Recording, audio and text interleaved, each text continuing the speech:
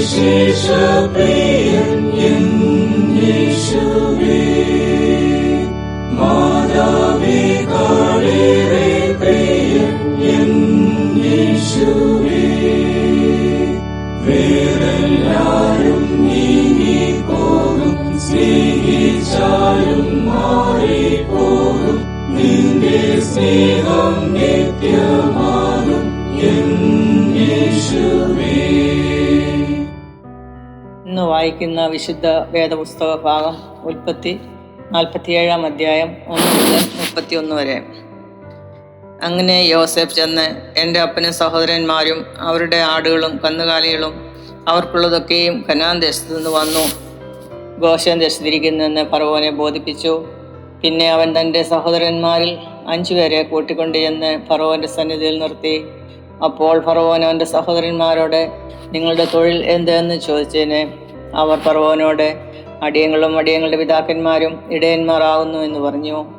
ദേശത്ത് താമസിപ്പാൻ ഞങ്ങൾ വന്നിരിക്കുന്നു. കനാൻ ദേശത്ത് ക്ഷാമം കഠിനമായിരിക്കാൽ അടിയങ്ങളുടെ ആടുകൾക്ക് മേച്ചിലില്ല. അടിയങ്ങൾ ഗോശെൻ ദേശത്ത് പാർത്തുള്ളട്ടെ എന്നും അവർ ഫറവോനോട് പറഞ്ഞു. ഫറവോൻ യോസഫിനോട്, നിന്റെ അപ്പനും സഹോദരന്മാരും നിന്റെ അടുക്കൽ വന്നിരിക്കുന്നുവല്ലോ. മിസ്രയീം ദേശം നിന്റെ മുൻപാകെ ഇരിക്കുന്നു. ദേശത്തിലേക്ക് നല്ല ഭാഗത്ത് നിന്റെ അപ്പനെയും സഹോദരന്മാരെയും പാർപ്പിക്കാം. അവർ ഗോശെൻ ദേശത്ത് തന്നെ പാർത്തുകൊള്ളട്ടെ. അവരിൽ പ്രാപ്തന്മാരുണ്ടെന്ന് നീ അറിയുന്നുവെങ്കിൽ അവരെ എൻ്റെ ആടുമാടുകളുടെ മേൽവിചാരന്മാരാക്കി വെക്കുക എന്ന് കൽപ്പിച്ചു.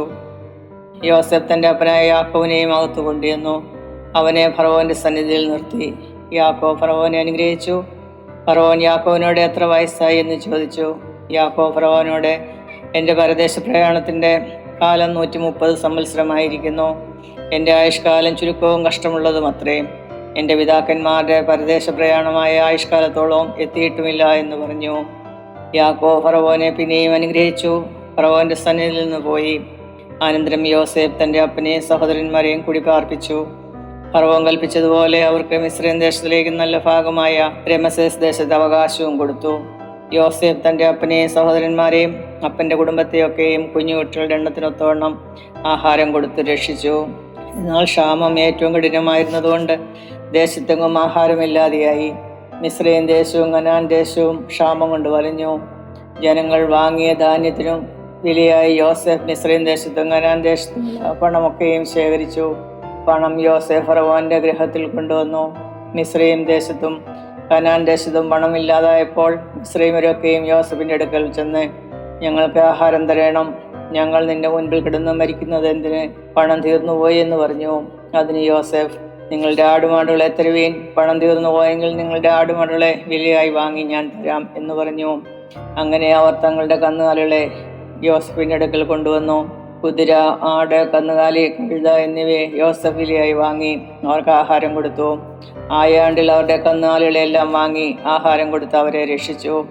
ആ ആണ്ട് കഴിഞ്ഞ് പിറ്റേ ആണ്ടിൽ അവർ അവൻ്റെ അടുക്കൽ ചെന്ന് അവനോട് പറഞ്ഞത്, ഞങ്ങളുടെ പണം ചെലവായി, മൃഗക്കൂട്ടങ്ങളും യജമാനു ചേർന്നു, ഞങ്ങളുടെ ശരീരങ്ങളും നിലങ്ങളുമല്ലാതെ യജമാൻ്റെ മുൻപാകൊന്നും ശേഷിപ്പില്ല എന്നുള്ളത് യജമാനെ ഞങ്ങൾ മറക്കുന്നില്ല. ഞങ്ങളും ഞങ്ങളുടെ നിലവും നിന്റെ കണ്ണിന് മുൻപിൽ എന്തിനും നശിക്കുന്നു? നീ ഞങ്ങളെയും നിലത്തെയും ആഹാരത്തിന് വിലയായി വാങ്ങണം. ഞങ്ങൾ നിലവുമായി ഫറവോനടിമകളാകട്ടെ. ഞങ്ങൾ മരിക്കാതെ ജീവനോടെ ഇരിക്കേണ്ടേനും നിലം ശൂന്യമായി പോകാതിരിക്കേണ്ടേനും ഞങ്ങൾക്ക് വിത്ത് തരേണം. അങ്ങനെ യോസഫ് മിസ്രയീമിലെ നിലമൊക്കെയും ഫറവോനെ വിലയ്ക്ക് വാങ്ങി. ക്ഷാമം പ്രബലപ്പെട്ടതുകൊണ്ട് മിസ്രയീം തങ്ങളുടെ നിലം വിറ്റു. നിലമെല്ലാം ഫറവോനായി. ജനങ്ങളെയോ അവൻ മിസ്രയീം ദേശത്തിൻ്റെ അറ്റം മുതൽ അറ്റം വരെ പട്ടണങ്ങളിലേക്ക് കുടിനീക്കി പാർപ്പിച്ചു. പുരോഹിതന്മാർ നിലം മാത്രം അവൻ വാങ്ങിയില്ല. പുരോഹിതന്മാർക്ക് ഫറവോൻ അവകാശം കൽപ്പിച്ചിരുന്നു. ഫറവോൻ അവർക്ക് കൊടുത്ത അവകാശം കൊണ്ട് അവർ ഉപജീവനം കഴിച്ചതിനാൽ അവർ തങ്ങളുടെ നിലം വിറ്റില്ല. യോസേഫ് ജനങ്ങളോട്, ഞാൻ ഇന്ന് നിങ്ങളെയും നിങ്ങളുടെ നിലത്തെയും ഫറവോന് വിലയ്ക്ക് വാങ്ങിയിരിക്കുന്നു. നിങ്ങൾക്ക് വിത്ത് ഇതാ, നിലം വിതച്ചുകൊള്ളുവീൻ. വിളവെടുക്കുമ്പോൾ നിങ്ങൾ ഫറവോന് 5 കൊടുക്കണം. 4 ഓഹരിയോ വിത്തിന് വിത്തായിട്ടും നിങ്ങൾക്ക് നിങ്ങളുടെ വീടുകളിലുള്ളവർക്കും നിങ്ങളുടെ കുഞ്ഞുകുട്ടികൾക്കും ആഹാരമായിട്ടും നിങ്ങൾക്ക് തന്നെ ഇരിക്കട്ടെ എന്ന് പറഞ്ഞു.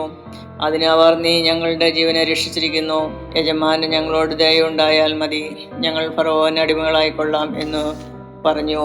5 ഫറവോന് ചെല്ലണം എന്നിങ്ങനെ യോസേഫ് മിസ്രയീമിലെ നിലങ്ങളെ സംബന്ധിച്ച് വെച്ച ചട്ടം ഇന്നുവരെയും നടപ്പാവുന്നു. പുരോഹിതന്മാരുടെ നിലം മാത്രം ഫറവോന് ചേർന്നിട്ടില്ല.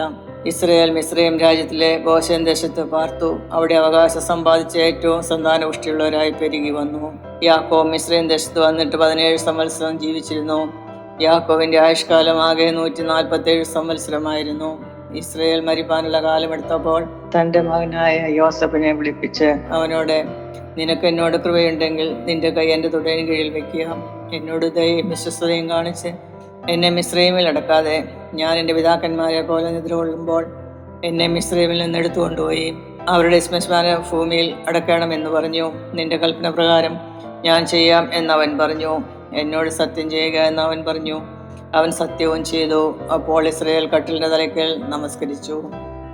ഇവിടെ വേദഭാഗം വായിച്ചു തീരുന്നു. എന്നും ഞാൻ കൊണ്ടാടി പാടും എൻ യേശുവേ, ക്ഷീണിച്ചാലും കൈ തന്നിടും എൻ യേശുവേ. ബന്ധുവായി നീ നിന്നിടും, ആഗ്രഹങ്ങളെ നൽകിയിടും, സ്വർഗനാട്ടിൽ കൈക്കൊണ്ടിടും എൻ